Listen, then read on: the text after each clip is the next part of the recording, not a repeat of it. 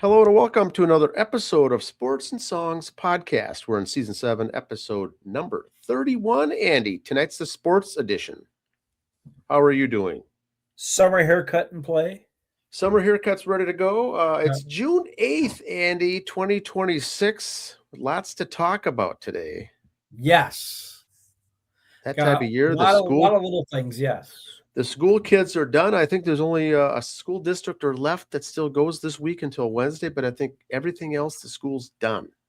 Yeah, I think Tonka is through Wednesday, I believe, and that's about Okay. it. So Yep, that's the last of my, I do believe. We have a trivia question for all you listeners out there that are baseball fans. fire away. Baseball fans. What jersey, who wore jersey number 7? I'm not going to say the team, that the jersey was retired on this day in 1969. Whose major league jersey by a team was retired on this day in 1969? We'll get the answer at the end of the episode, Andy. All right. Let's All talk right. some sports. All right, here we go. Sorry, Don, you have to move over there for a little bit. All right, here we go. Whoops. Why am I not clicking, guys? There we go. Right now, the College Baseball World Series is going to be the best college football or best college playoffs, period. Okay. So these guys have been awesome. And here's why it's so great. Okay. I get my clicker to click. I'm not clicking very well. There we go. Okay, this was earlier yesterday. So regardless of the 3 teams, which we'll get to later, that qualify for Omaha, the 24 spots in 24, 25, and 26 fields will be consisted of 23 different teams. Only North Carolina in 24 and this year in 26 have been there twice in those 3 seasons. So 3 seasons in a row, only one team has been there twice. So is that the portal blaming the portal or not? I think for baseball a little bit, but just shows how the sport's not just the same 6 Southern teams all the time. A lot of parity. It's stretching out a little more. There's a lot more smaller schools, the Coastal Carolinas, the Northern Florida State, stuff like that. Troy. Not the same schools you hear in football and basketball times, these other schools, if you will. North Carolina being a bad example there, but yeah. And here we go. We got Alabama, Georgia, OU, Ole Miss, Texas, Carolina. See, just all these different schools you don't see in all the other sports. So that's kind of neat. That's what I like. Difference, Yeah. Oh, yeah. You see Georgia and Alabama in football all the time. You see Ole Miss football, Carolina, West Virginia, Texas, and basketball. But you see a lot of the other little schools. These guys didn't walk through to get to these spots. So it's a meat grinder. And speaking of recruiting, I love this picture. NDSU beat out Wisconsin Bucky for a recruit. And this will happen more and more. And it will happen more and more now that the Bison are up in the big classes now. They're not considered a little small school anymore. Kids are going to want to play there. They didn't because they didn't think they'd get the TV time or anything else. They're worried about their TV time, not about winning and having fun and learning. Look at the way Bison guys have been drafted. Christian Watson for the Packers, wide receiver. A Bison who just signed a great contract a couple of weeks ago. Lance, the quarterback. He's been traded 3 times for multiple picks. I think the guy's played like 5 games, making bank. Carson Wentz making bank. Easton Stick has got 2-3 games under his belt. He's making good money as a backup quarterback. Oh, but I want to play on TV and get out. Screw you guys. Yeah, So it's a true. I want to see Bison just keep taking all these recruits away. I think the look at the Gopher face is the best because Gopher football just has really bothered me the last couple of years. Yeah, Sorry, it's a true D1, no FCS, and it is up there. It always has been up there for talent, but now it's legit. Now it's the deal. Some people are picking them to go 8-4 this year in a brand new conference up with the big boys. I mean, one pick even had them making the 12-team playoff. So, yep. All right, here's a rule that comes up after some games this weekend. Should Major League Baseball have the double first base? There's been some issues this weekend about guys running into each other on purpose and this and that. It's 54-46 if you need the double first base. My thing on it with the double first base, maybe I saw it yesterday in a game, and you see it about once a week. Guys really trying to stretch for that to beat the throw to first and coming down wrong. I just have a feeling if you expand this base, that might help prevent that a little bit, because that runner's have a little more cushion to land on, if you will. Not have to worry about getting his ankles tied up with somebody else. The other question is on this. Okay, say you go to the double first base like that. If it's a wide throw, can the defender touch the orange part for the out? If it's a high throw and he comes down, hits the orange part of the base. Is that still out, or is that for the runner only? So that's what I'd be curious on how that works. Yeah, interesting. Skubal is they're thinking he won't end the season there. He's gonna be gone pretty soon. And here's the 10 teams he'd be on. Of course, they throw the Diamondbacks, Cubs, Mets, and Rays at the end because they had to come up with 10 teams.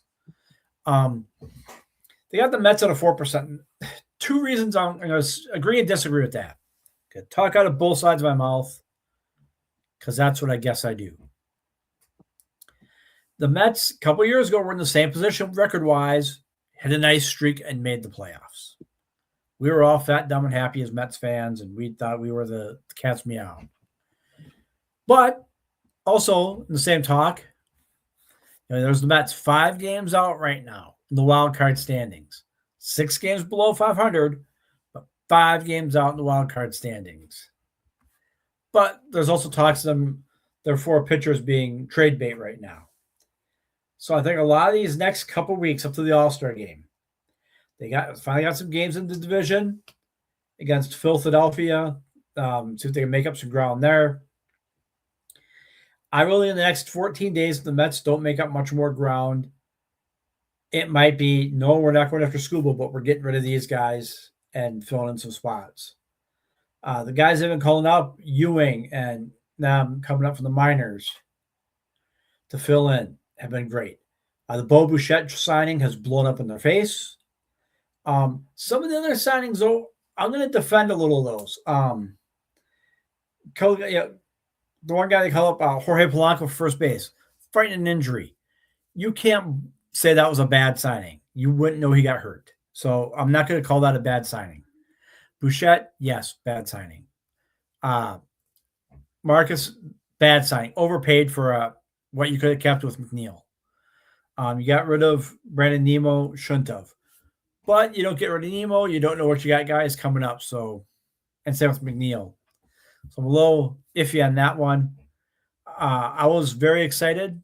I was fully engorged when they got Bo Bichette. And that's just blown up in our faces. He's batting what 2 1/4, if that. I'm just very sad about that one. Defensively, he's been doing all right. I'll give him that. But we don't pay for defense as a Mets fan. You pay for average home runs and RBIs. Mets fans would rather see you win the game 8-7 than 2-1. And now, the award-winning soapbox. My favorite. I think I might know what it's going to be. I saw one of these things the other day. Every team's best player, and they show all these teams. And I get a lot of them. My problem's down in the lower right corner with Washington. Walter Johnson.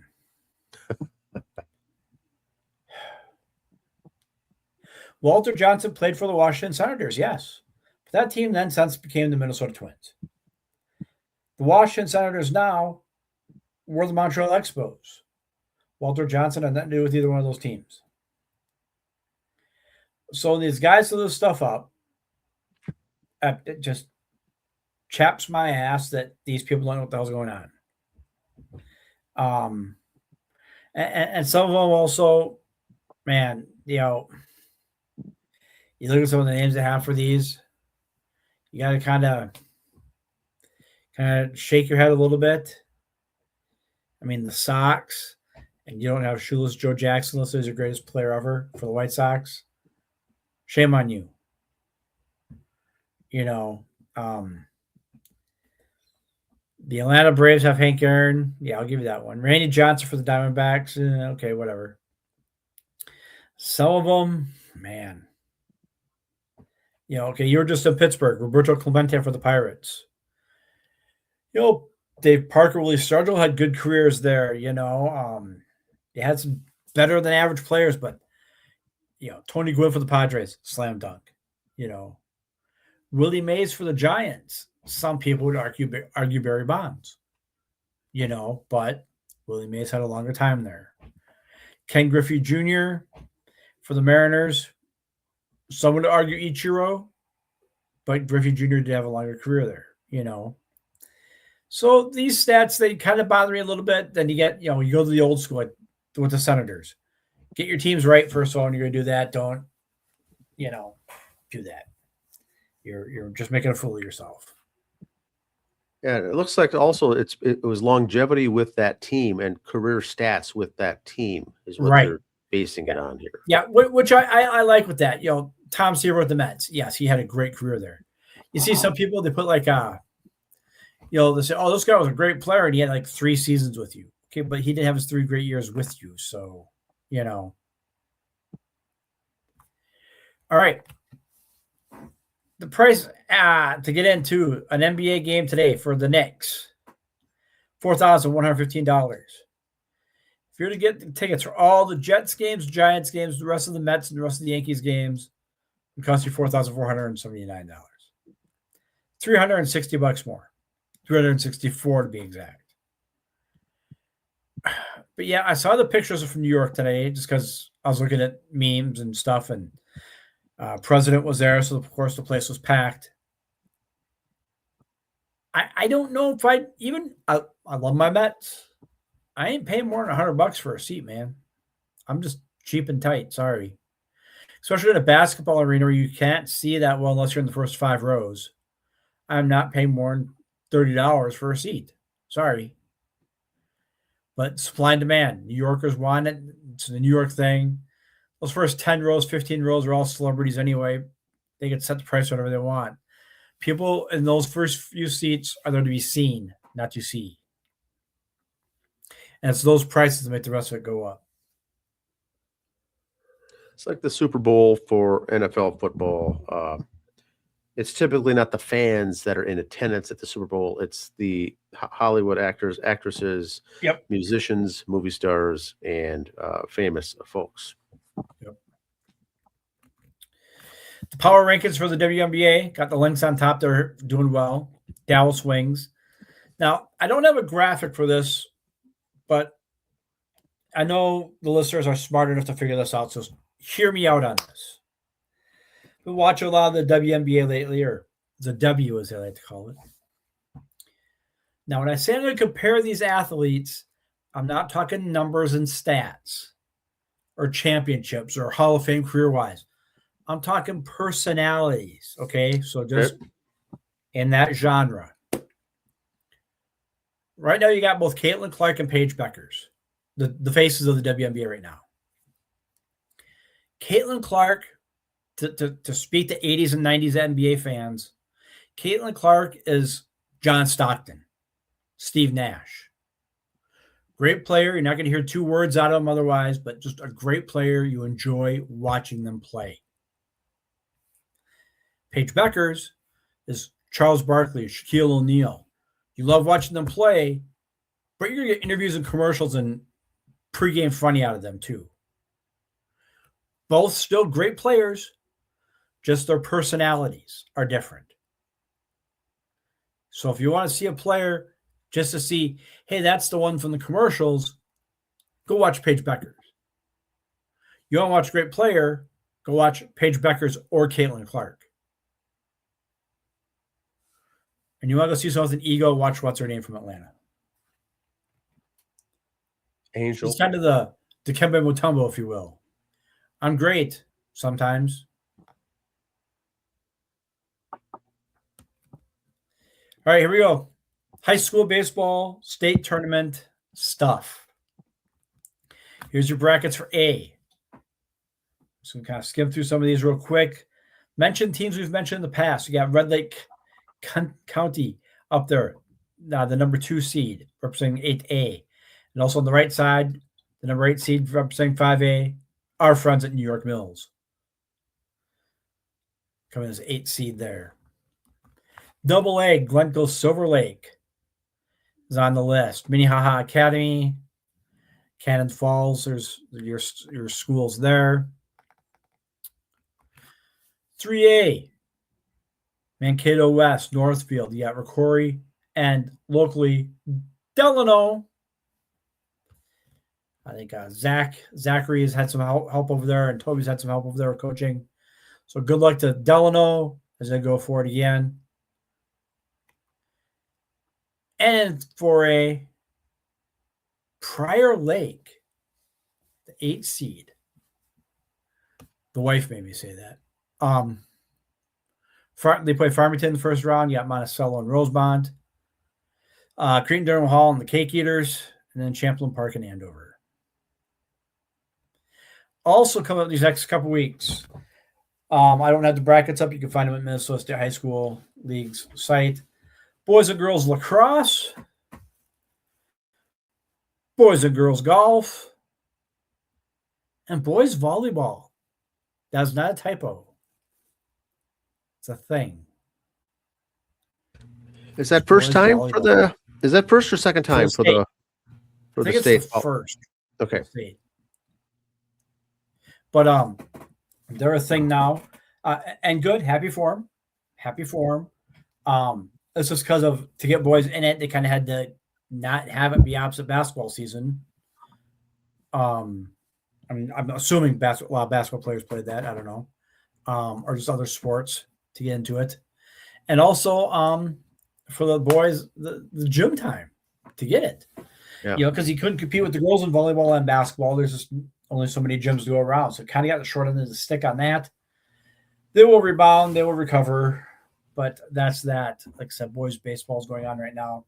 That's what's a fun one to watch as they go along. Kind of like I said with the college baseball. I was watching some of the high school baseball. During the season, here goes the football team to the prep bowl, and they got everybody in the hallways. Yay! Here's everybody for basketball and hockey. Yay! They're out of class in baseball. They don't get this send off. Yeah. Now, and whether it's college or high baseball school, players whining and complaining? No, they get it. That's part of the deal. They understand. They want to be left alone. They don't need all the videos and highlights and songs for them, like the Pep Fest school gymnasium. Yeah, they don't. Yeah, there's no Pep Fest for baseball. I mean, there's no school, rally. It's baseball and softball. It's its own different. And some of these guys, when they win it, they're seniors. They're done. They can't come back the next year and see the hoopla the first day of school. Yeah. You're a sophomore, junior. You can still ride those coattails that first day of school. Get some leg.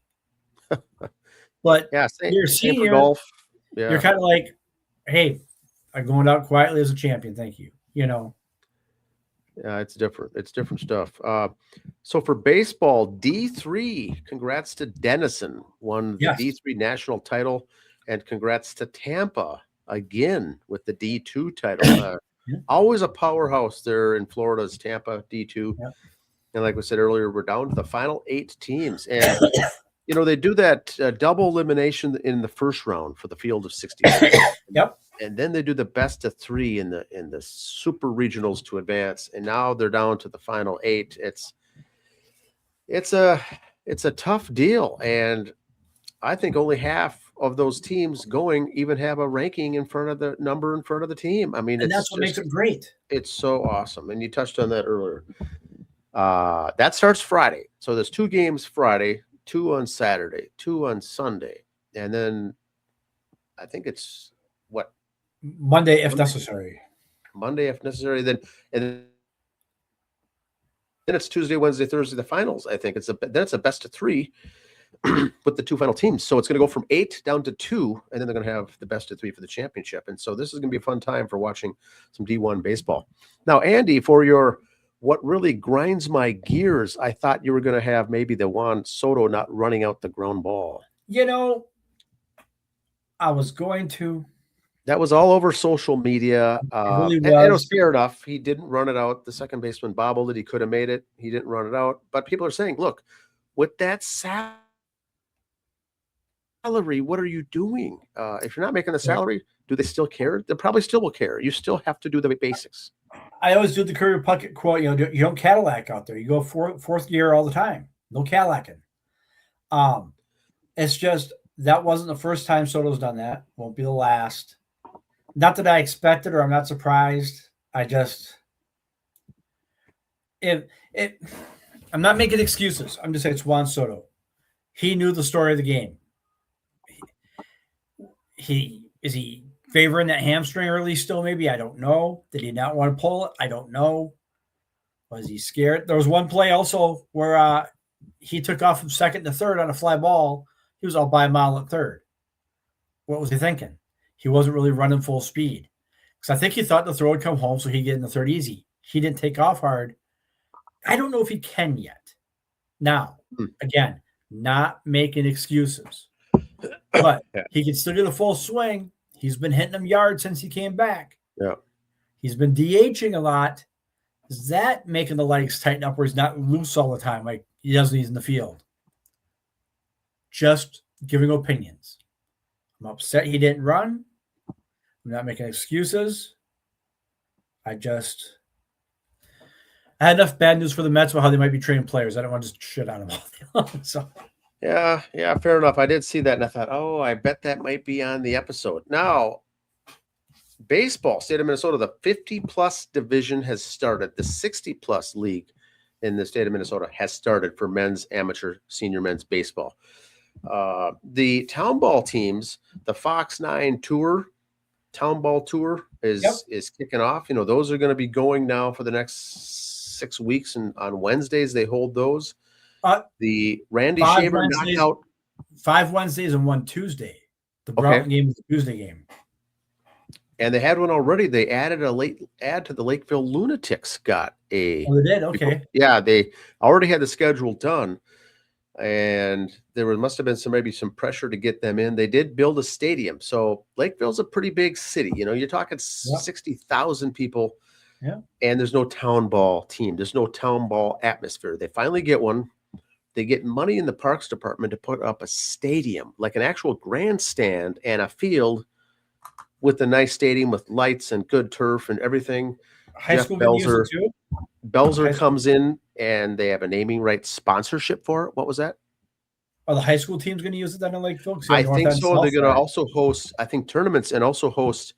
It's going to be a nice complex to maybe get some state tournament games there, I think, as well for the Minnesota State High School League. So, and they're going to have other events.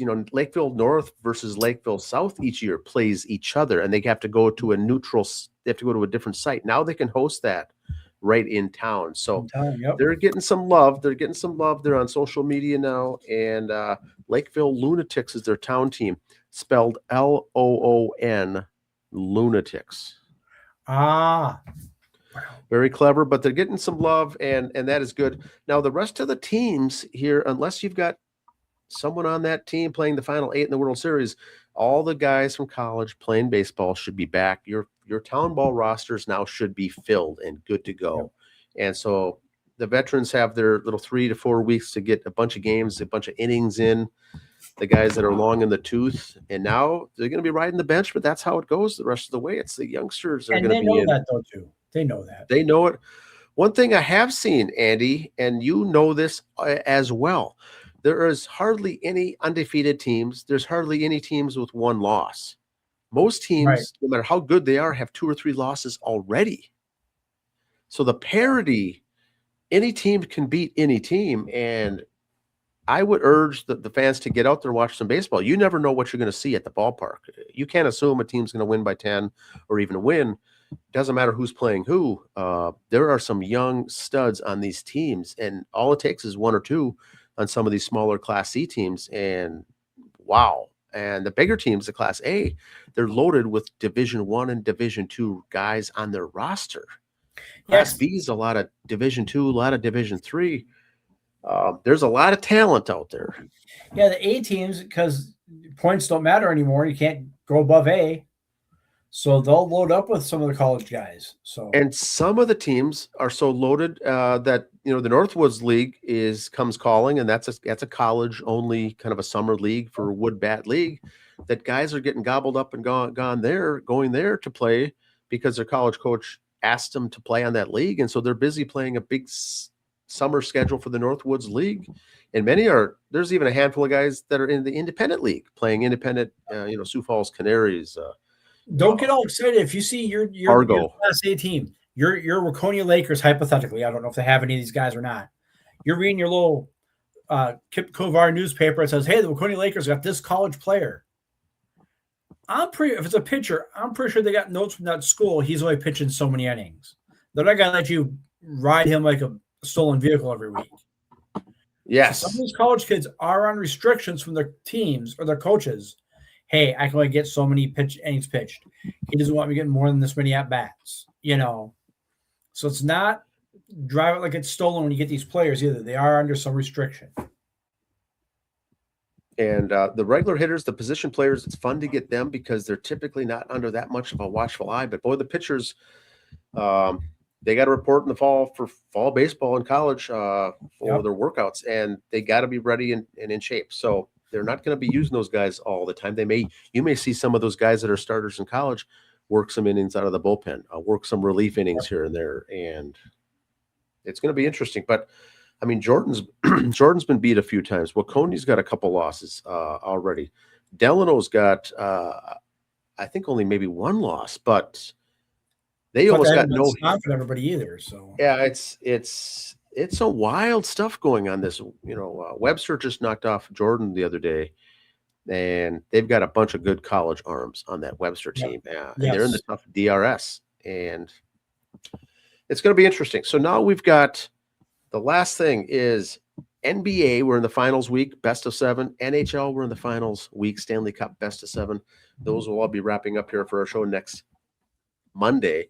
The UFL had their conference championships games on Sunday. Both Louisville, the Kings, first year in the league, an expansion team, started the year 0-3. In a 10-week season. Typically, those teams are written off. You're 0-3 on a 10-week season. They came back to win.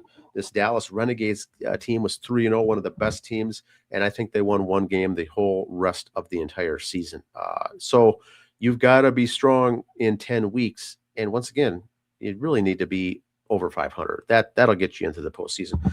The DC Defenders, who won the whole thing last year, are going back to the title game. But they're going to be playing at home. The United Bowls at DC. Oh, that's right. Audi Field at DC Stadium. They're going to be playing essentially at home. And their semifinal game wasn't even really at home for Orlando. They played it in Daytona, Florida. So that'll be good. Good stuff here. That's on Saturday. The UFL Championship is on Saturday. Now, the trivia question. 1969 on this day, which team retired jersey number 7? 69. It's not Joe Mauer. Wasn't Mauer yet? His little league team, maybe. Mauer was even born? Mauer's younger than we are. He wasn't even born yet. Yep. Okay, 7. Has to be an East Coast team because the guys who've been around long enough to retire number. Aaron, no, he had 44. I can't think of anyone for the Cubs or White Sox that has 7. Oh, think East Mickey Coast. Mantle. Think American League. Mickey Mantle. Those are all the older teams who had number 7 and nothing. 1969, the Yankees retired the jersey number of Mickey Mantle on this very day back then. Well, that's all we've got. Any other questions or comments, leave them below, and we'll bring them up next week. But enjoy your playoff and baseball and playoff hockey, basketball, and UFL this weekend. Yes. We'll talk to you on Monday. See ya.